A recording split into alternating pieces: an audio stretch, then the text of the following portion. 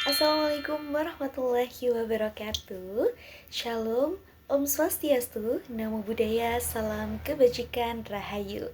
Hai teman-teman, pernah gak sih kita sebenarnya tahu kalau kita bisa melakukan sesuatu, tapi semakin kita memikirkannya justru semakin takut untuk memulai, takut salah, takut dilihat orang lain, takut kalau hasilnya tidak sesuai harapan. Padahal belum tentu kita benar-benar tidak mampu. Bisa jadi kita hanya terlalu takut untuk mencoba, dan hal seperti ini ternyata sering kita alami dalam kehidupan sehari-hari, termasuk ketika kita sedang berbicara di depan kelas.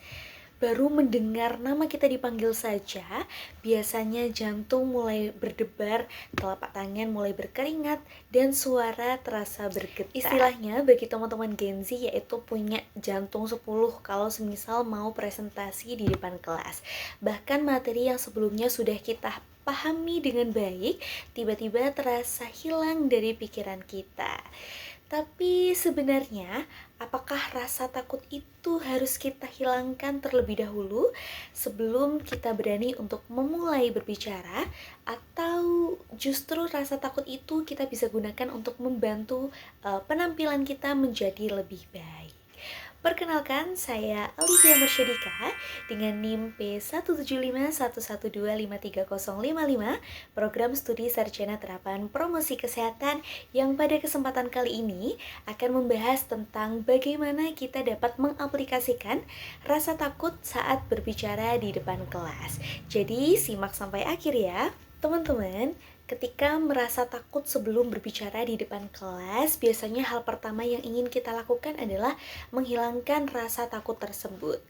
Kita ingin merasa tenang, kita ingin tidak gugup, kita ingin ketika berbicara lancar dan tanpa rasa khawatir. Padahal mungkin kita tidak perlu menunggu rasa takut itu hilang untuk bisa memulai berbicara, karena rasa takut sebetulnya bisa menjadi tanda bahwa kita betul-betul peduli dengan apa yang ingin kita sampaikan. Yang perlu kita lakukan bukan menghilangkan rasa takut, tetapi mengolahnya agar bisa menjadi support untuk membantu penampilan kita. Hal pertama yang bisa kita lakukan adalah mengubah rasa takut menjadi persiapan. Ketika kita mulai merasa takut salah atau takut tidak bisa menjawab pertanyaan, gunakan rasa takut tersebut sebagai alasan untuk mempersiapkan materi dengan lebih baik. Pahami materi yang ingin disampaikan, buat poin-poin penting, dan jangan hanya menghafal setiap kata dalam naskah. Ketika kita ingin memahami suatu materi, kita akan lebih mudah berbicara dengan bahasa kita sendiri. Jadi ketika rasa takut mulai muncul, jangan langsung berpikir aku pasti gagal, tetapi ubah menjadi apa yang bisa aku persiapkan supaya aku lebih siap dan lebih matang. Yang kedua, kita bisa menggunakan rasa gugup sebagai energi saat berbicara. Jantung yang mulai berdebar, tubuh yang sedikit tegang, dan juga rasa bersemangat sebelum tampil sebetulnya bisa kita salurkan menjadi melalui suara, ekspresi, dan juga gerakan tubuh. Misalnya, ketika berdiri kaku karena kondisi gugup, kita bisa menggunakan gestur tangan secara natural. Daripada berbicara terlalu pelan karena takut salah, bisa mengatur nafas dan berbicara dengan suara yang lebih jelas. Dan ketika kita merasa gugup, jangan terburu-buru. Ini tipsnya: ambil nafas, berikan jeda, kemudian lanjutkan kembali. Contohnya, ketika sedang presentasi, tetapi ternyata kita ada salah kata atau typo, kita bisa meminta maaf, kemudian jeda sebentar untuk mengambil nafas, dan menyampaikan mohon maaf, maksud saya adalah seperti itu.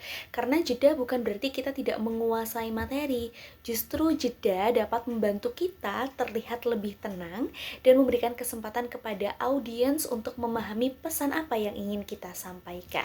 Yang ketiga, jadikan rasa takut sebagai pengingat untuk tetap fokus pada pesan yang ingin kita sampaikan, bukan pada penilaian orang lain.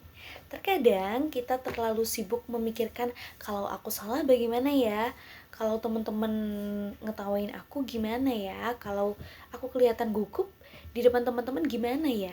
Padahal semakin kita fokus pada ketakutan tersebut, semakin sulit bagi kita untuk menyampaikan pesan. Jadi, ketika rasa takut mulai muncul, coba ubah fokus kita. Bukan bagaimana supaya aku terlihat sempurna, tetapi bagaimana supaya pesan yang ingin aku sampaikan dipahami oleh audiens. Karena tujuan utama dari public speaking bukan menjadi pembicara yang sempurna, tetapi menyampaikan pesan dengan jelas dan pemahamannya sampai kepada audiens. Nah, teman-teman, dari pembahasan kita hari ini dapat disimpulkan bahwa rasa takut saat berbicara di depan kelas bukan sesuatu yang harus selalu kita hilangkan. Rasa takut bisa kita aplikasikan menjadi sesuatu yang positif. Kita bisa mengubah rasa takut menjadi persiapan, mengubah rasa gugup menjadi energi, dan mengubah kekhawatiran terhadap penilaian orang lain menjadi fokus terhadap pesan yang ingin kita sampaikan. Jadi, kalau nanti kita berdiri di depan kelas dan mulai merasa takut, jangan langsung mengatakan aku nggak bisa. Coba katakan kepada diri sendiri, aku memang takut, tetapi aku tetap bisa berbicara. Karena berani bukan berarti tidak memiliki rasa takut. Berani adalah ketika kita tetap melangkah meskipun rasa takut itu masih ada. Saya Alivia Marsyadika pamit undur diri. Tetap percaya diri, terus berlatih, dan jangan takut untuk berbicara. Karena mungkin suara kita masih gemetar, tetapi pesan yang ingin kita sampaikan tetap layak untuk didengar. Wassalamualaikum warahmatullahi wabarakatuh.